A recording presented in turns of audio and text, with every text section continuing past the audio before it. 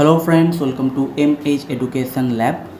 So আজকে আমি তোমাদের সঙ্গে যেটা আলোচনা করব সেটা হচ্ছে আমাদের ইকোনমিক্সের কিছু কোশ্চেন আলোচনা করব। তো তোমরা যেন আমি আপাতত যে ক্লাসটা নিচ্ছি সেটা হচ্ছে কি যে একটু ডিফারেন্ট কাইন্ড অফ কোশ্চেন বা আউট অফ দ্য বক্স কোশ্চেনের একটা সিরিজ আমি চালাচ্ছি। আমি এর আগে তোমাদের পলিটিরও ক্লাস নিয়েছি আর ইকোনমিক্সেরও আমি তোমাদের ক্লাস নিচ্ছি। ইকোনমিক্সেও কিন্তু এটা তোমরা জানো যেটা যে WBCS প্রিলিমস এবং মেন্স পেপার 5 এই দুটোর জন্য দরকার, এবং দুটোকে যেহেতু প্রিলিমস এবং মেন্স কাজ সামনে এসে গেছে, দুটোকেই কিন্তু মাথায় রেখে আমরা আপাতত ক্লাস নিচ্ছি।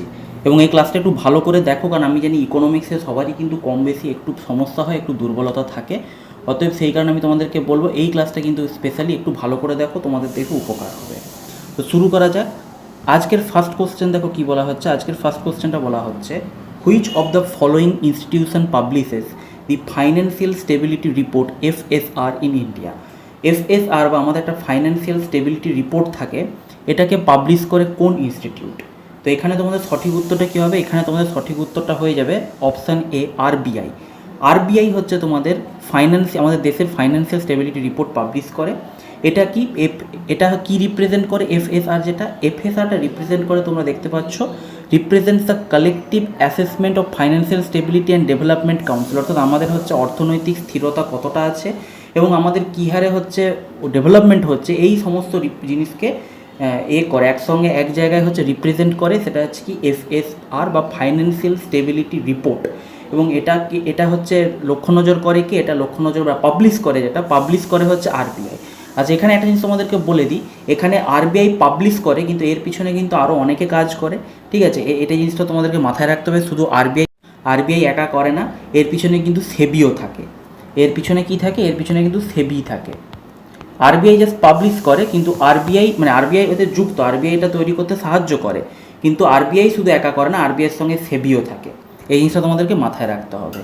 নেক্সট কোশ্চেন, 2 নম্বর কোশ্চেন দেখো বলা হচ্ছে, খুব interesting question, common question, but এটা আমি কেন অ্যাড করেছি বলে দিচ্ছি। বলছে, which program given the slogan of Garibi Hatao. Garibi Hatao এই স্লোগানটা কোন 5 ইয়ার প্ল্যানে প্রথম দেওয়া হয়েছিল? তো এটা আমি এখানে ইনক্লুড করেছি, তার কারণ হচ্ছে এই কোশ্চেনটাতে প্রচুর কনফিউশন আছে এবং অনেক ভালো ভালো বইয়ে কিন্তু এই জিনিসটা অ্যান্সার একটু ভুল দেওয়া আছে। মানে ভুল ঠিক বলা হবে না, তারা অন্য লজিক ইউজ করেছে। এখানে সঠিক উত্তর হবে তোমাদের option D, 5th 5 year plan.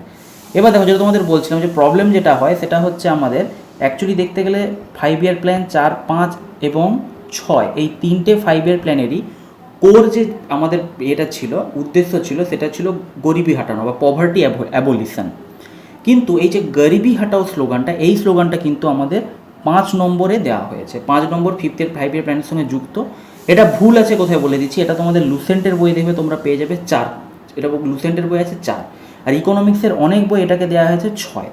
এবার 6 কেন বলেছে সেটার অনেক ব্যাপার আছে, সেটা আমি অত বৃত্তান্তে এখানে যাচ্ছি না। তবে অ্যান্সার কিন্তু তোমরা মনে রাখবে 5 ইয়ার প্ল্যান কোথায় গরিবি হাটাও স্লোগান দেওয়া হয়েছিল, সেটা হচ্ছে 5th 5 ইয়ার প্ল্যানে।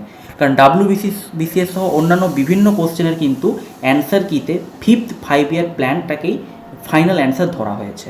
তো বেসিক্যালি দেখো কী হয়েছিল, 5th 5 ইয়ার প্ল্যান যেটা ছিল সেটা লঞ্চ করেছিল কে? সেটা লঞ্চ করেছিলেন আমাদের ইন্দিরা গান্ধী 1974 থেকে 1979, এই 5 বছরের জন্য এটাকে লঞ্চ করেছিলেন। এখানে তোমাদের যে জিনিসটাকে অ্যাকচুয়ালি কী হয়েছিল যে 1971-এ আমাদের ইন্দিরা গান্ধীর যে এটা ছিল, ক্যাম্পেইন ছিল, ওনার পলিটিক্যাল ক্যাম্পেইন ছিল, সেখানে উনি প্রথমেই গরিবি হাটাও স্লোগানটা দিয়েছিলেন এবং এইটাকে এই 5 ইয়ার প্ল্যানের ক্ষেত্রে ইউজ করা এবং এই প্ল্যানে যুক্ত করা হয়। কিন্তু সমস্যা যেটা দেখা দিয়েছিল সেটা হচ্ছে যে 1974 থেকে 1978 এই প্ল্যানটা কিন্তু কমপ্লিট হয়নি। তার কারণটা কি? তার কারণ তার আগেই 1978-এ কী হয়ে গিয়েছিল, 1978-এ আমাদের কংগ্রেসকে সরিয়ে দিয়ে মোরারজি দেশাই গভর্নমেন্ট ফর্ম করেছিলেন, নন কংগ্রেস গভর্নমেন্ট। কে ফর্ম করেছিলেন? আমি দেশাই লিখছি এখানে, মোরারজি দেশাই এখানে কি করেছিলেন? গভর্নমেন্ট ফর্ম করেছিলেন 1978-এ। এবার 1978-এ আসার পরে ওনারা কী করেছিলেন, ওনারা ওটাকে বাদ দিয়ে দিয়েছিলেন। 1974 থেকে 1979 যেটা 5th 5 ইয়ার প্ল্যান হওয়ার কথা ছিল সেইটাকে বাদ দিয়ে ওনারা কী করেছিলেন, 1978-এই ওনারা কী করেছিলেন, 6th 5 ইয়ার প্ল্যান চালু করে দিয়েছিলেন। 1978 থেকে 1983 এই টাইমের মধ্যে ওনারা 6th 5 ইয়ার প্ল্যানটাকে চালু করে দিয়েছিলেন। যেহেতু 6th 5 ইয়ার প্ল্যানটা এই সময় যুক্ত হয়ে গেছিলো, এই কারণে অনেক বই বলা হয় যে গরিবি হাটাও স্লোগানটা অ্যাকচুয়ালি 6th 5 ইয়ার প্ল্যানের সঙ্গে যুক্ত। কিন্তু আমি তোমাদেরকে আবার বারবার করে বলছি, ডাব্লিউবিসিএসের প্রিভিয়াস ইয়ারের কোশ্চেন এটা এসেছে অলরেডি, এবং অন্যান্য অনেক কম্পিটিটিভ পরীক্ষায় কিন্তু ফাইনাল অ্যান্সার কিতে 5th 5-এর প্ল্যানটাকে অ্যান্সার ধরা হয়েছে ফাইনাল। অতএব তোমরা কিন্তু 5th 5-এর প্ল্যানটাকে অ্যান্সার মনে রাখবে। তাহলে তোমরা দেখতে পাচ্ছ যে কী করা হয়, যে উনি 78 থেকে 83-তে এটা লঞ্চ করেছিলেন এবং এটাকে টার্ম দিয়েছিলেন কি, এটাকে টার্ম দিয়েছিলেন রোলিং প্ল্যান। ঠিক আছে, রোলিং প্ল্যান দিয়েছিলেন, কিন্তু মজার বিষয় হচ্ছে এই 6th 5-এর প্ল্যানটাও কমপ্লিট হয়নি, কারণ তার মাত্র 2 বছর পরে 1980-তে আবার কি হয়েছিল, আবার হচ্ছে কংগ্রেস ক্ষমতায় ফিরে এসেছিল। মাঝখানে 2 বছরের জন্য মোরারজি দেশাই গভর্নমেন্ট চালিয়েছিলেন, তারপর 1980-তে আবার পুনরায় হচ্ছে আমাদের কংগ্রেস গভর্নমেন্ট ফিরে এসেছিলো, এবং তখন সেখানে দেখা যাবে ওই 6th 5-এর প্ল্যানটা আবার ব্রেক হয়। তো এই কারণে হচ্ছে এইরকম অনেক মানে এখানে অনেক ভিতরে অনেক ব্যাপার ঘটেছিল, আমি তোমাদের আরও ডিটেলসে বলবো, এটা সম্বন্ধে পরে আরেকটা কোশ্চেন আছে। তো এটাই হচ্ছে ব্যাপার। তো তোমরা সবসময় মনে রাখবে যে গরিবি হটাও স্লোগানটা মেনলি যুক্ত হচ্ছে 5th 5-এর প্ল্যানের সঙ্গে।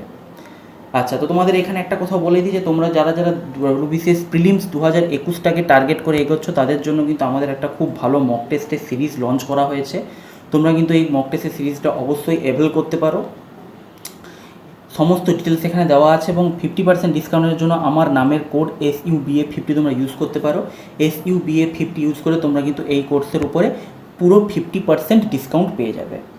ওকে, তো নেক্সট কোশ্চেন কি, নেক্সট কোশ্চেন বলা হচ্ছে 3 নম্বর question, plan holiday was declared after. Plan holiday কিসের পরে ডিক্লেয়ার করা হয়েছিল? তো এটা হচ্ছে ডিক্লেয়ার করা হয়েছিল 3rd 5-এর প্ল্যানের পরে। তো বেসিক্যালি 3rd 5-এর প্ল্যানের পরে তিনটে কী করা হয়েছিল, তিনটে হচ্ছে আমাদের 1 ইয়ারের প্ল্যান তৈরি করা হয়েছিল, এদেরকে বলা হয় plan holiday. Plan holiday refers to, দেখো, 3 annual plans implemented during 1966 to 69 after the end of the 3rd 5-year plan, যেটা 61 থেকে 66 অবধি চলেছিল। তারপরে 3টে অ্যানুয়াল প্ল্যান করা হয়েছিল, এবং এই প্ল্যানগুলোতে মূলত এগ্রিকালচারের উপর খুব বেশি জোর দেওয়া ছিল। কী কী দেখো বলা হচ্ছে, new agricultural strategy evolving wide spread distribution of high yielding varieties of seeds, মানে যে সমস্ত সিডগুলো হচ্ছে খুব সহজেই বেশি ফলন দেবে সেরকম হাইব্রিড কিছু সিডের উপর জোর দেওয়া হয়েছিল। The extensive use of fertiliser, exploitation of irrigation potential and soil conservation was put into action to tide over the crisis in agricultural production, মানে আমাদের হচ্ছে সেই সময় ডিমান্ড যত ছিল সেই তুলনায় প্রোডাকশন হচ্ছিল না। তো এইটার সঙ্গে কোপ আপ করার জন্য আমাদের 3rd 5-এর প্ল্যানের পরে 3টে অ্যানুয়াল প্ল্যান তৈরি করা হয়েছিল, এদেরকে বলা হতো প্ল্যান হলিডে। নেক্সট এরপর হচ্ছে 4 নম্বর কোশ্চেন কি বলা হচ্ছে, হুইচ 5-এর plan duration was 4 years only। এখানেও সঠিক উত্তর কী হবে, এখানেও সঠিক উত্তর হয়ে যাবে অপশান সি, কারণ আমাদের যেটা তোমাদের এক্ষুনি বলছিলাম যে 78 আমাদের হচ্ছে এটা 78-এ কী হয়েছিল, এটাকে ব্রেক করে দিয়েছিল, কারণ কংগ্রেস ক্ষমতা থেকে সরে গিয়েছিল, মোরারজি দেশাই এসে গিয়েছিলেন। তো এখানেই দেখো এটার সম্বন্ধে আরেকটু বলে দেওয়া আছে, দেখো কী বলা হচ্ছে, ইন 1980। এবার আগেরটা বললাম কি 78 ওটা ব্রেক হয়েছিল, এবার 78 থেকে 6th 5-এর প্ল্যান চালু হয়ে গেছিলো, কিন্তু 1980-তে 1980-তে আবার কেউ গভর্নমেন্ট ফিরে আসে, কংগ্রেস গভর্নমেন্ট। সেটাই বলা আছে, দেখো, in 1980 and the Congress returned and disbanded this plan, but it had already completed its 2 years. So these 2 years adjustment was done in a very interesting manner. এবারে যে 2 বছর মাঝখানে কি 5-এর প্ল্যান 4 বছরে ব্রেক হয়ে গেছে, তারপর 6th 5-এর প্ল্যান লঞ্চ হয়ে গেছে, সেটাও 2 বছর চলেছে, তারপর আবার গভর্নমেন্ট ফিরে এসেছে। তাহলে এই 2 বছরটাকে কীভাবে অ্যাডজাস্ট করা হবে, দেখো বলা আছে, period 1978 to 1971 was again combined with original 5th 5-year plan and it officially completed its term. তো কী করা হলো, ওই 78 থেকে 79 2 বছর, যেটা হচ্ছে মোরারজি দেশাই চালু করে দিয়েছিলেন কি অ্যাজ হচ্ছে 6th 5-year plan, as 6th 5-year plan উনি এটাকে চালু করে দিয়েছিলেন। সেটাকে কী করা হলো, ওই 6th 5-year প্ল্যানের যে 2 বছর মোরারজি দেশাই ছিলেন, সেই 2 বছরটাকে আগের 5-এর প্ল্যানের সঙ্গে অ্যাড করে দেওয়া হলো। Period 1978 and 79 was again combined with original 5th 5-year plan and it officially completed its term. Now the 1979 to 80 was adjusted as annual plan termed as rolling plan, এবং তারপরে 79 থেকে 80 এই যে 1 বছর, মানে ব্যাপারটা কী হচ্ছে, দেখো ব্যাপারটা হচ্ছে আমার যে 4th 5-year প্ল্যান ছিল, 4th 5-year প্ল্যান ছিল যেটা, সেটা আমার কী হয়েছিল, মাত্র 4 বছর রান করেছিল। 4 years রান করার পর মোরারজি দেশাই আসেন এবং উনি কী করেন, 6th 5-year প্ল্যান লঞ্চ করে দেন। 6th 5-year প্ল্যান চলেছিল কি 2 বছর, না 78 থেকে 80। এবার যখন 80 সালে গভর্নমেন্ট আবার ফিরে আসে, কংগ্রেস গভর্নমেন্ট, ওরা কী করলো, 78 to 79 এই 1 বছরটাকে, যেটা 6th 5-year প্ল্যান হিসেবে চলেছিল, ওরা বললো না, ওটা আমরা মানবো না, ওই 1 বছরটাকে ওরা ঢুকিয়ে দিল কিসের সঙ্গে, আমার যেটা 5-year প্ল্যান চলছিল, মানে 5th 5-year প্ল্যান যেটা চলছিল। ঠিক আছে, ফিফথ ফাইভ দাঁড়া, এটা এমনি দাঁড়াও,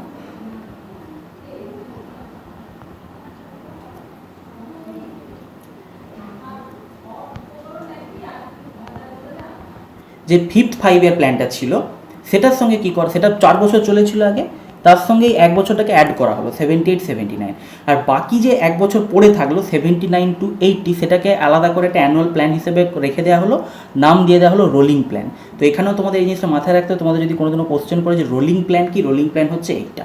এবং তারপরে 1980-তে কংগ্রেস আবার অফিসিয়ালি 1980 থেকে 1985 ওরা কী করলো, 6th 5 ইয়ার প্ল্যান লঞ্চ করলো। ওরা আবার 80 সালে এসে 80 থেকে 85 সালের মধ্যে 6th 5 ইয়ার প্ল্যান লঞ্চ করলো। আশা করি যে জায়গাগুলো বোঝাতে পেরেছি, এই জায়গাটা একটু কনফিউজিং, এই জন্য তোমাদের বললাম এই জায়গাটা একটু ভালো করে বোঝো। নেক্সট 5 নম্বর কোশ্চেন বলা হচ্ছে, consider the following statement with reference to poverty alleviation program. তো দেখো এখানে দুটো স্কিম সম্বন্ধে বলা হয়েছে, এখানে তোমাদের জিজ্ঞেস করা হয়েছে দুটো স্কিম সম্বন্ধে যে বলা হয়েছে কোনটা সঠিক কোনটা সঠিক নয়।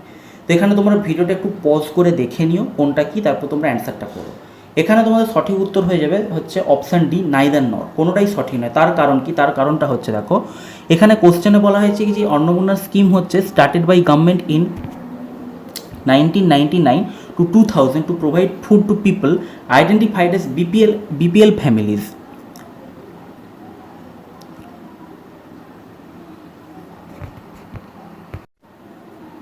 কিন্তু এটা অ্যাকচুয়ালি হচ্ছে তোমাদের বিপিএল ফ্যামিলি, এটা অন্নপূর্ণা স্কিম যেটা বিপিএল ফ্যামিলির সঙ্গে কোনো সম্পর্ক নেই। এটা হচ্ছে করা হয়েছিল কাদের জন্য, সিনিয়র সিটিজেনদের জন্য, যারা নিজেদের টেক কেয়ার করতে পারে না, তাদের জন্য national old age pension scheme তৈরি করা হয়েছিল, যেটাকে বলা হয় NOAPS, এবং তাদের জন্য এটা করা হয়েছিল। এর সঙ্গে বিপিএল ক্যান্ডিডেটদের কোনো সম্পর্ক নেই। তাই অন্নপূর্ণা স্কিম যেটা বলা আছে এটা প্রথমটা ভুল হয়ে গেল। সেকেন্ড ডেটটা দেখো, সেকেন্ড ডেটটা হচ্ছে একটা খুব মাইনর ভুল আছে, প্রধানমন্ত্রী কুশল বিকাশ যোজনা, এখানে বলা হচ্ছে কোশ্চেনে যে it will focus on fresh entrant to the labour market specially students who have passed class 12, যারা ক্লাস 12 পাস করেছে তাদেরকে যাতে আমরা লেবার মার্কেটে ঢোকাতে পারি তার জন্য এটা করা হয়েছিল। কিন্তু এটা তা নয়, এটা তাদের ক্লাস 12 পাস আউটদের জন্য নয়, এটা হচ্ছে ক্লাস 10 অ্যান্ড 12 ড্রপ আউটসের জন্য বানানো হয়েছিল। পাস করে গেলে তাকে কেন আমরা লেবার মার্কেটে ঢোকাবো, তাকে তো আমরা গ্র্যাজুয়েশনের দিকে পাঠাবো। তো এই জন্য এই দুটো স্টেটমেন্টই এখানে রং হয়ে যাচ্ছে। নেক্সট কোশ্চেন 6 নম্বর কোশ্চেন বলা হচ্ছে, relative poverty refers to a situation হয়। আপেক্ষিক দারিদ্রতা কাকে বলা হয়, আপেক্ষিক দারিদ্রতা বলা হয় কাকে, সেটা হচ্ছে অপশান এ পার্সন ফল বিহাইন্ডস আদার। অর্থাৎ এখানে বলা হচ্ছে কি যে দেখা যাবে সাপোজ কোনো একটা মানুষ যে আছে তার অ্যাকচুয়ালি ইনকাম খুব একটা কম না, ইনকাম মোটামুটি ভালো, কিন্তু দেখা যাচ্ছে তার যে সে কী করছে, আমাদের যে এভারেজ যে হাউস হোল্ড ইনকাম, আমাদের দেশের যে এভারেজ হাউস হোল্ড ইনকাম তার 50% থেকে কম তার হচ্ছে এটা হচ্ছে ইনকামটা হচ্ছে। তাহলে অটোমেটিক্যালি কী হবে, অটোমেটিক্যালি সে কিন্তু যে বেসিক দরকারগুলো, সেই বেসিক দরকারগুলো কিন্তু সে আর অ্যাফোর্ড করতে পারবে না। যে কারণে কি হবে, তখন মানে তার ইনকাম হয়তো ভালো, ইনকাম ভালো হওয়া সত্ত্বেও সে কী হবে, মানে তার বেসিক অ্যামিনিটিসগুলো অ্যাফোর্ড করতে প্রবলেম হবে। এই ধরনের সিচুয়েশানটাকে কী বলা হয়, এই ধরনের সিচুয়েশানটাকে বলা হয় রিলেটিভ পভার্টি বা আপেক্ষিক দারিদ্রতা। 7 নম্বর কোশ্চেন বলা হচ্ছে, the very first 5 year plan of India was based on model. প্রথম 5 ইয়ার প্ল্যান কোন মডেলের উপর বেসড ছিল, সেটা হচ্ছে অপশান বি, সঠিক উত্তর হয়ে যাবে হ্যারোড ডোমার মডেল। যেটা হচ্ছে হ্যারোড ডোমার মডেলটা আবার কিসের উপর বেসড ছিল, সেটা হচ্ছে স্টেডি স্টেট গ্রোথ রেটের উপর বেস ছিল। Next 8 number question, in which 5 year plan India opted for mixed economy. কোন পঞ্চবার্ষিকী পরিকল্পনাতে মিক্সড ইকোনমিকে অ্যাডপ্ট করেছিল, সেটা হচ্ছে option B, second. Mixed economy বলতে কি বলা হয়, মিক্সড ইকোনমি মানে হচ্ছে আমার গভর্নমেন্ট এবং প্রাইভেট সেক্টর একসঙ্গে কো এক্সিস্ট করবে, যেটা এখন আমরা দেখতে পাচ্ছি গভর্নমেন্ট এবং প্রাইভেট সেক্টর একসঙ্গে থাকবে। নেক্সট 9 নম্বর কোশ্চেন বলা হচ্ছে, হু gives the final approval to the 5 year plan. আমাদের যে 5 ইয়ার প্ল্যানগুলো পঞ্চবার্ষিকী পরিকল্পনায়, সেখানে ফাইনাল অ্যাপ্রুভালটা দেয় কে, যে হ্যাঁ এবার এটাকে পাস করা হোক, এটা করা হোক, সেটা দেয় হচ্ছে আমাদের NDC বা ন্যাশনাল ডেভেলপমেন্ট কাউন্সিল।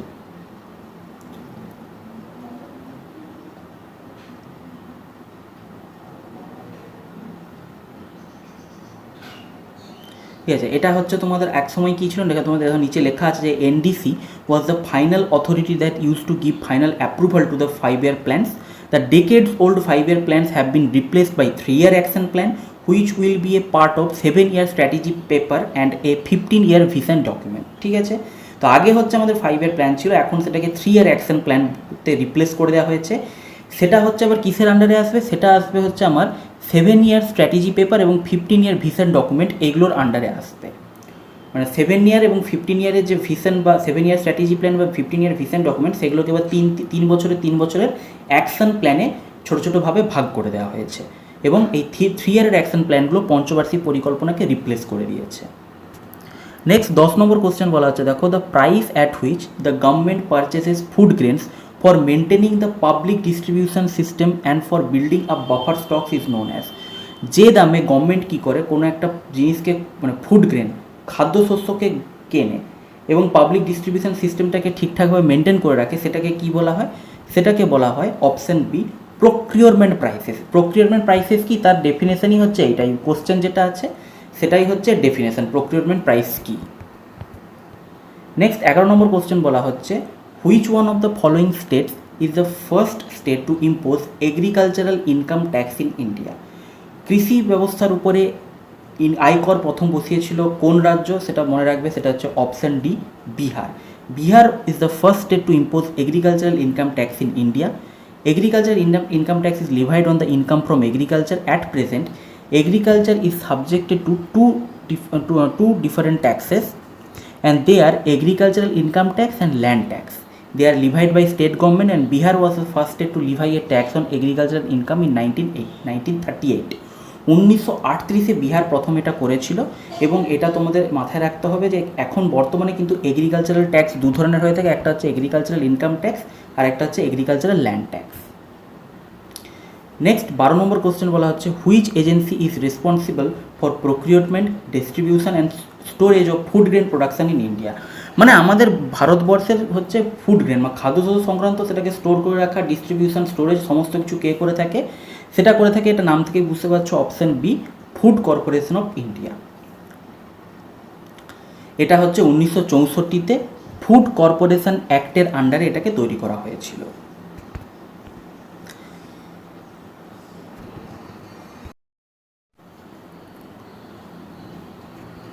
নেক্সট 13 নম্বর কোশ্চেন কী বলা আছে, দেখো 13 নম্বর কোশ্চেন বলা হচ্ছে, when the cash reserve ratio is increased by RBI it will. যখন হচ্ছে ক্যাশ রিজার্ভ রেশিও বা সিআরআর ইনক্রিজ করা হয়, আরবিআইটাকে ইনক্রিজ করে, তখন কি হয়? তো তখন হচ্ছে সঠিক উত্তর হবে option B decrease the supply of money in the economy. এই জায়গাটা এবার তোমাদের একটু বলে দিচ্ছে, যদিও সিআরআর একটু বড় জিনিস, এখানে এতটা মানে ভিডিওর মধ্যে এত কিছু বলানো সম্ভব হবে না। সিআরআর বেসিক্যালি হচ্ছে, সবসময় মনে রাখবে যে কোনো ব্যাংকের যে টাকা থাকে, তাদের হাতে যে পরিমাণ মানি সাপ্লাই থাকে, তার একটা সার্টেন পার্সেন্টেজ তাকে আরবিআইয়ের কাছে জমা রাখতে হয়। ঠিক আছে, ফর এক্সাম্পল ধরো এসবিআইয়ের কাছে আমার 100 কোটি টাকা আছে, এবার আরবিআইকে তার কাছে একটা সার্টেন, সেটা কত পার্সেন্টেজ হবে সেটাই হচ্ছে সিআরআর বা ক্যাশ রিজার্ভ রেশিও। যত হবে তত পার্সেন্টেজ টাকাটা যে কোনো ব্যাংকে, এসবিআই হোক বা যে কোনো প্রাইভেট ব্যাংক হোক, আরবিআইয়ের কাছে কী হবে, আরবিআইয়ের কাছে তাকে টাকাটা গচ্ছিত রাখতে হবে, রিজার্ভ অবস্থায় রাখতে হবে। এবার দেখো সিআরআর ইনক্রিজ ডিক্রিজ হলে কীভাবে ঘটনাগুলো ঘটে, দেখো বলা হচ্ছে হোয়েন, এখানে এক্সপ্লেনেশনটা ভালো করে পড়ো, when RBI increases the CRR, fewer funds are available with banks as they have to keep larger portion of their cash in hand with RBI. যখন সিআরআর ইনক্রিজ হবে তখন কী হবে, ব্যাংকগুলোকে তার বেশিরভাগ টাকাটা হচ্ছে আরবিআইকে জমা দিতে হবে। এবার যখনই হচ্ছে ব্যাংকের হাতে টাকা কমে গেল, ব্যাংকের হাতে যখনই টাকা কমে যাবে, এবার ব্যাংকে তো তার ইনকামটা করতে হবে। ব্যাংক তখন ইনকাম করবে কি করে? সে কী করবে, যে বিভিন্ন লোন থাকে, হাউস লোন বা তোমার ল্যান্ড লোন বা বিভিন্ন ধরনের যে লোন থাকে, এই লোনগুলোর উপর কী করবে, ইন্টারেস্ট রেট ইনক্রিজ করে দেবে। এবার যখনই ইন্টারেস্ট রেট ইনক্রিজ করে দেবে তখন কি হবে, তখন হচ্ছে আমাদের মানি সাপ্লাই, যেটা মানি সাপ্লাইটা হয়ে যাবে, মানি সাপ্লাই হচ্ছে হয়ে যাবে, ডিক্রিজ করে যাবে। মানি supply in the sense, money supply মানে হচ্ছে সিস্টেম থেকে, মানে ব্যাংক থেকে মার্কেটে কী পরিমাণ মানি যাচ্ছে, কোথা থেকে, ব্যাংক থেকে কতটা টাকা বেরোচ্ছে। তুমি ভাবো, তোমার যদি লোনের ইন্টারেস্ট রেট বেশি হয়ে যায়, সাধারণ মানুষ কি চট করে লোন নিতে চাইবে? চট করে লোন নিতে চাইবে না। তখন অটোমেটিক কী হবে, অটোমেটিক হচ্ছে আমাদের ব্যাংকের থেকে টাকাটা সাধারণ মানুষের হাতে খুব একটা যাবে না। তাহলে কী হবে, মানি সাপ্লাই ডিক্রিজ হয়ে যাবে। সেটাই এখানে বলা হয়েছে যে যখন আরবিআই কী করে, ক্যাশ রিজার্ভ রেশিওকে ইনক্রিজ করে দেয়, তখন কী হচ্ছে, আমাদের মানি সাপ্লাইয়ে ডিক্রিজ হয়ে যায়। কারণ টাকাটা ব্যাংকের মধ্যেই থাকে, টাকাটা ব্যাংক থেকে হচ্ছে এতে যায় না, ইকোনমিতে বা সাধারণ মানুষের হাতে বা মার্কেটে বেরোয় না। উল্টো দিকে যখন কি হয়, reduction in CRR sucks the money out of the system causing a decrease in money supply. ঠিক আছে। এবার যখন হচ্ছে আমাদের সিআরআর ইনক্রিজ করে যায় তখন কি হয়ে যায়, sucks money out of system, sucks money out of system, মানে সিস্টেম থেকে টাকাটা বেরিয়ে চলে যায় মার্কেটে। কেন? ইন্টারেস্ট রেট কমে যায়। সিআরআর যদি কমে যায় তার মানে কি, ব্যাংকের হাতে টাকা বেশি আছে। এবার ব্যাংক দেখছে আমার হাতে অনেক টাকা, আমাকে তো টাকাটাকে এদিক ওদিক ইনভেস্ট করতে হবে। সে তখন কী করবে, সাধারণ পাবলিককে কম ইন্টারেস্টে লোন দিতে চাইবে, সাধারণ মানুষও কম ইন্টারেস্টে লোনটা নিতে চাইবে ব্যাংকের থেকে। তখন কী হবে, আমার সিস্টেম থেকে টাকাটা বেরিয়ে চলে যাবে। তো এই জিনিসটা তোমাদেরকে মাথায় রাখতে হবে।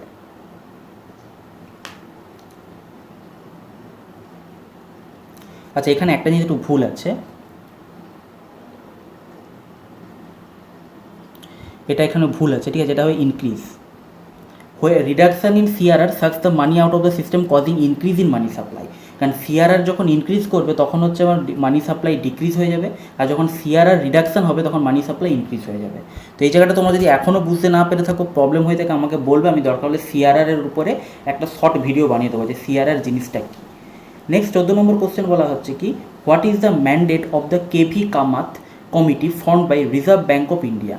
আমাদের যে রিজার্ভ ব্যাঙ্ক অফ ইন্ডিয়া আছে তার মধ্যে কেভি কামাত যে কমিটি, সেটা ফর্ম করেছিল কিসের জন্য? তো এটা হচ্ছে কম্পারেটিভলি রিসেন্ট কোশ্চেন, এটা সঠিক উত্তর হবে option E. Basically KV Kamath তোমরা মনে রাখবেন, উনি হচ্ছেন আমাদের আইসিআইসিআই ব্যাংকের সিইও, এবং কোভিড-19 প্যান্ডেমিকের সময় যে আমাদের ইকোনমির উপর ইম্প্যাক্ট করেছিল সেটা হাত থেকে বাঁচানোর জন্য উনি কী করেছিলেন, লোন রিস্ট্রাকচার করেছিলেন, যে লোনগুলো কীভাবে কী দেওয়া যেতে পারে, কীভাবে কীরকমভাবে করলে আমাদের যে ইকোনমিক কন্ডিশন বা ফাইন্যান্সিয়াল কন্ডিশনের উপর যেটা ইম্প্যাক্ট পড়েছে সেটা থেকে আমরা রিকভার করতে পারবো। নেক্সট 15 নম্বর কোশ্চেন বলা হচ্ছে, who coined the term Hindu rate of growth for Indian economy. Hindu rate of growth for Indian economy এই টার্মটা দিয়েছিলেন কে? Option C, রাজকৃষ্ণা। এবার হিন্দু রেট অফ গ্রোথ এই টার্মটার মানে কি? এই টার্মটা কিছুই না, দেখে নাও। বলা হচ্ছে কি, এই টার্মটা হচ্ছে কিসের জন্য দেওয়া হয়েছিল? The Hindu rate of growth is a derogatory term referring to the low annual growth rate of the socialist economy of India before 1991, which stagnated around 3.5% from 1950 to 1980s. 1950 থেকে 1980 এই 30 বছরের মধ্যে আমাদের যে সোশ্যালিস্ট ইকোনমির যে গ্রোথটা 3.5%-এ স্ট্যাগনেন্ট হয়ে, মানে আটকে থেকে গিয়েছিল, আর ইনক্রিজ হচ্ছিল না। এই ঘটনাটাকেই কি বলা হয়? এই ঘটনাটাকেই বলা হয় Hindu rate of growth for Indian economy. এটা 1991-এ এই টার্মটা দিয়েছিলেন কে? রাজকৃষ্ণা। উনি কে ছিলেন? উনি একজন ইন্ডিয়ান ইকোনমিস্ট ছিলেন, একজন অর্থনীতিবিদ ছিলেন। নেক্সট কোশ্চেন বলা হচ্ছে, দেখো, who estimated the national income of India for the first time. ভারতের অ্যাকচুয়ালি জাতীয় আয় কত হয় সেটা এস্টিমেট করেছিল প্রথমকে, সেটা তোমাদের মনে রাখতে হবে, অপশান এ, দাদাভাই নৌরোজি। দাদাভাই নৌরোজিটা প্রথম এস্টিমেট করেছিলেন, কিন্তু ওনার মেথডটা কী ছিল? ওনার মেথডটা ছিল হচ্ছে নন সায়েন্টিফিক। ওনার মেথড ছিল নন সায়েন্টিফিক। উনি কী করেছিলেন? উনি এগ্রিকালচারাল প্রোডাকশানের ভ্যালুটাকে ক্যালকুলেট করেছিলেন, তারপর তার সঙ্গে হচ্ছে সাম পার্সেন্টেজ অফ নন এগ্রিকালচারাল প্রোডাকশানটাকে যোগ করে একটা মানে আমি হচ্ছে এস্টিমেট করলাম যে আমার এগ্রিকালচারাল প্রোডাকশান হচ্ছে এত, এবার আমি ধরে নিলাম যে আমার এত পার্সেন্ট এগ্রিকালচারের উপর ডিপেন্ডেন্ট, বাকি রেস্ট যে পার্সেন্টেজ সেটা হচ্ছে আমার কি নন এগ্রিকালচারাল প্রোডাকশান, সেটাকে অ্যাড করে দিয়ে উনি একটা ন্যাশনাল ইনকাম বের করেছিলেন, কিন্তু এটা কিন্তু নন সায়েন্টিফিক হয়েছিল। সায়েন্টিফিক ওয়েতে প্রথম কে করেছিলেন সেটা হচ্ছে অপশানের মধ্যেই আছে VKRV রাও। VKRV রাও হচ্ছে প্রথম সায়েন্টিফিক প্রসিডিউরের মাধ্যমে ন্যাশনাল ইনকামটাকে ক্যালকুলেট করেছিলেন 1931-এ। RC দত্ত কে ছিলেন? RC দত্ত ছিলেন একজন ইন্ডিয়ান সিভিল সার্ভেন্ট, ইকোনমিস্ট এবং historian, writer, translator of Ramayana and Mahabharata. মানে বাকি অপশানগুলো সম্বন্ধে আমরা বলে দিচ্ছি। আর ডিআর গ্যাডগিল কে ছিলেন? ডিআর গ্যাডগিল ছিলেন একজন সোশ্যাল সায়েন্টিস্ট এবং first critic of Indian planning. Gadgil planning দেখবে তোমাদের কোশ্চেন আছে, তোমাদের তখন বলবো যে ডিআর গ্যাডগিল অ্যাকচুয়ালি কে ছিলেন। উনি অ্যাকচুয়ালি একজন ক্রিটিক ছিলেন ইন্ডিয়ান প্ল্যানিংয়ের। আর RC দত্ত তোমরা দেখতে পাচ্ছ, উনি একজন ইকোনমিস্ট এবং হিস্টোরিয়ান, রাইটার ছিলেন। নেক্সট 17 নম্বর কোশ্চেন বলা হচ্ছে, the dual economy is a mixture of. Dual economy কি অ্যাকচুয়ালি কিসের মিক্সচার? তো ডুয়েল ইকোনমি হচ্ছে, তোমাদের সহজে মনে রাখতে হবে কি, ডুয়েল ইকোনমি হচ্ছে অ্যাকচুয়ালি ট্র্যাডিশনাল এগ্রিকালচারাল সেক্টর এবং মডার্ন ইন্ডাস্ট্রিয়াল সেক্টরের একটা মিক্সচারকে বলা হয় ডুয়েল ইকোনমি। নেক্সট কোশ্চেন বলা হচ্ছে, economic planning is in. Economic planning হচ্ছে কোন লিস্টের মধ্যে? যে আমাদের যে লিস্টগুলো আছে, union list, state list, concurrent list, এগুলোর মধ্যে আছে আমাদের কোথায়? সেটা হচ্ছে কনকারেন্ট লিস্টের মধ্যে আছে। কনকারেন্ট লিস্টের মধ্যে টোটাল হচ্ছে 52টা আইটেম আছে। পার্ট 11 আমাদের কনস্টিটিউশনের মধ্যে এটা পড়ে, এবং আমাদের ইকোনমিক প্ল্যানিং কনকারেন্ট লিস্টের মধ্যেই পড়ে। ঠিক আছে, এখানে তোমরা দেখে নিতে পারছো, এখানে সব এর মধ্যে এক্সপ্লেনেশনের মধ্যে সবগুলো লিখে দেওয়া আছে। নেক্সট কোয়েশ্চেন বলা হচ্ছে the concept of economic planning in India is derive from which country. আমাদের যে ইকোনমিক প্ল্যানিংয়ের যে কনসেপ্টটা আমরা ডেভেলপ করেছিলাম সেটা কোন দেশ থেকে নেওয়া হয়েছিল? এটা নেওয়া হয়েছিল আমাদের রাশিয়া থেকে। অপশান সি এখানে সঠিক উত্তর হয়ে যাবে। নেক্সট 20 নম্বর কোশ্চেন বলা হচ্ছে the post independence period economic reforms were first introduced in India under. আমাদের ভারতের স্বাধীনতার পরে ইকোনমিক রিফর্ম প্রথম ইন্ট্রোডিউস করা হয়েছিল কার মাধ্যমে? সেটা হচ্ছে অপশান ডি, পিভি নরসিম্হা রাও গভর্নমেন্টের মাধ্যমে 1990-তে এটা প্রথম করা হয়েছিল। এবং ওনারা কিসের মাধ্যমে করেছিলেন? ওনারা যেটা করেছিলেন সেটা হচ্ছে এটা হচ্ছে এলপিজি মডেলের মাধ্যমে। উনি বলেছিলেন কি LPG or liberalisation, privatisation, globalisation model. মানে এলপিজি মানে তোমরা আবার এলপিজি গ্যাস ভেবে বসো না। এলপিজি মানে হচ্ছে কি liberalisation, privatisation and globalisation model. ঠিক আছে, LPG model of economic development in India was proposed by doctor Manmohan Singh, এবং এটা প্রথম হচ্ছে ডক্টর মনমোহন সিং এটাকে প্রপোজ করেছিলেন। এবং তারপরে আমাদের ফাইন্যান্স মিনিস্টার যিনি ছিলেন সেই সময় 90s পিভি নরসিম্হা রাও গভর্নমেন্টের আন্ডারে, মানে তিনি হচ্ছে সেই সময় সেই মনমোহন সিং হচ্ছে সেই সময় ফাইন্যান্স মিনিস্টার ছিলেন পিভি নরসিম্হা রাওয়ের আন্ডারে, এবং PV Narasimha Rao government 1990s প্রথম এই মডেলটা চালু করেছিল। কি? LPG model, liberalisation, privatisation and globalisation, এই জিনিসটা মাথায় রাখবে। এটা সাজেস্ট করেছিলেন কে? ডক্টর মনমোহন সিং, আর করেছিল কি PV Narasimha Rao government. Next 21 number question হচ্ছে during which 5-year plan the price level in Indian economy showed a decline. তো এখানে তোমাদের সঠিক উত্তর হবে অপশান এ। প্রথম যে 5-year প্ল্যান ছিল, এই প্রথম 5-year প্ল্যানেই কিন্তু মানে গন্ডগোল হয়েছিল এবং ইন্ডিয়ান ইকোনমি হচ্ছে এটির ক্ষেত্রে ডিক্লাইন দেখা দিয়েছিল, কারণ সেই সময় ওয়ার্ল্ড ওয়ার এসে গিয়েছিল। তো সেই কারণে এইগুলো মানে একটা ডিক্লাইন দেখা দিয়েছিল ইন্ডিয়ান ইকোনমিতে। নেক্সট 22 নম্বর কোশ্চেন কি? 22 নম্বর কোশ্চেন বলা হচ্ছে the government introduced an agricultural strategy which gave rise to green revolution in India under the plan. আমাদের হচ্ছে গ্রিন রেভলিউশন কি তোমরা সকলেই জানো। তো গ্রিন রেভলিউশন হচ্ছে কোন 5-year প্ল্যানের আন্ডারে এসেছিল? সেটা সঠিক উত্তর হয়ে যাবে option A, third 5-year plan. Under third 5-year plan, the government introduced an agricultural strategy which gave rise to green revolution in India. Under the third plan, goal was to establish self-reliance and self-generating economy. ঠিক আছে, তো green revolution কি তোমরা সকলেই জানো, সেখানে আর বলার কিছু নেই। এবার দেখো বলতে শিখেছে গ্যাডগিল যোজনা। কোন পঞ্চবার্ষিকী পরিকল্পনাকে গ্যাডগিল যোজনা বলা হয়ে থাকে? এর সঠিক উত্তর হচ্ছে অপশান বি, ফোর্থ 5-year প্ল্যানকে গ্যাডগিল যোজনা বলা হয়।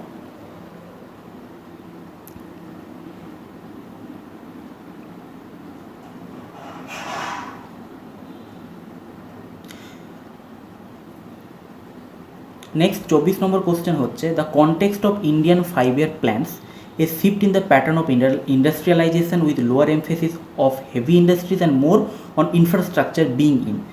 কোন 5-year প্ল্যানে প্রথম বলা হয়েছিল যে আমাদেরকে কী করতে হবে? আমাদেরকে হেভি ইন্ডাস্ট্রির উপর একটু কম জোর দিয়ে ইনফ্রাস্ট্রাকচারের উপর একটু বেশি জোর দিতে হবে। আমাকে ইন্ডাস্ট্রিয়ালাইজেশন করতে হলে কী করতে হবে? শুধু হেভি ইন্ডাস্ট্রির উপর ভর করে বসে থাকলে হবে না, আমাকে ইনফ্রাস্ট্রাকচারের উপর একটু জোর দিতে হবে। এটা কোন 5-year প্ল্যানে প্রথম বলা হয়েছিল? সেটা হচ্ছে option B, sixth 5-year plan. তো দেখো ইকোনমিক্স পড়তে গেলে তোমাদের কিন্তু 5-year প্ল্যান খুব ভালো করে জানতে হবে, কারণ 5-year প্ল্যান থেকেই 50 থেকে 60% কোশ্চেন তোমাদের আসে। সেই কারণে 5-year প্ল্যান থেকে আমি যতটা সম্ভব একটু আউট অফ দ্য বক্স কোশ্চেনগুলো তোমাদের জন্য এখানে তুলে এনেছি। দেখো বলা হচ্ছে সিক্সথ 5-year প্ল্যান তাহলে কবে থেকে কবে? 80 থেকে 85 হয়েছিল, তোমরা অলরেডি জানো। Mark the beginning of economic liberalization in India. In sixth 5-year plan, a shift in pattern of industrialization with lower emphasis on the heavy industries and move on infrastructure begins. মানে প্রথম আমাদের ইনফ্রাস্ট্রাকচারের উপর জোর পড়েছিল কবে ইন্ডিয়াতে? সেটা হচ্ছে আমাদের সিক্সথ 5-year প্ল্যান। এবং এটাকে মনে রাখবে যে it mark the beginning of the economic liberalization in India. এই জিনিসটা তোমাদেরকে মাথায় রাখতে হবে। লাস্ট কোশ্চেন হচ্ছে যে in which 5-year plan in Indian economy the target for crop function were not fixed for the first time. তো যেহেতু দেখো তোমরা সকলে জানো যে আমাদের ভারতবর্ষ যেহেতু কৃষি নির্ভর দেশ, তাই আমাদের 5-year প্ল্যানে কী হয়, আমাদের একটা হচ্ছে ক্রপ ফাংশনের টার্গেট ফিক্সড করা হতো। কিন্তু এখানে কোশ্চেন সেটাই করা হয়েছে যে কোন ক্ষেত্রে প্রথমবারের জন্য এটা করা হয়নি। সেটা তোমাদের সঠিক উত্তর কী হবে? সঠিক উত্তর হয়ে যাবে অপশান ডি, 10th 5-year প্ল্যানে প্রথমবারের জন্য এটা করা হয়নি। তো এই ছিল আজকের আমাদের হচ্ছে কোশ্চেনগুলো। আশা করছি তোমাদের ভালো লেগেছে। যদি ভিডিওটা ভালো লেগে থাকে অবশ্যই লাইক করো, শেয়ার করো। কারণ আমাদের চ্যানেলে কিন্তু এখন নিয়মিতভাবে বিভিন্ন সাবজেক্টের উপর এরকম কোশ্চেন আমরা দিচ্ছি, সিরিজ চালাচ্ছি। তোমাদের অনেকেই বলছো ভালো লাগছে সিরিজটাকে কন্টিনিউ করার জন্য, অবশ্যই কন্টিনিউ করা হবে। আর তোমরা প্লিজ শেয়ার করতে থাকো এবং ভালো লেগে থাকলে ভিডিওটাকে অবশ্যই লাইক করো, চ্যানেলটাকে সাবস্ক্রাইব করো। থ্যাংক ইউ, আজকে এখানেই শেষ করলাম।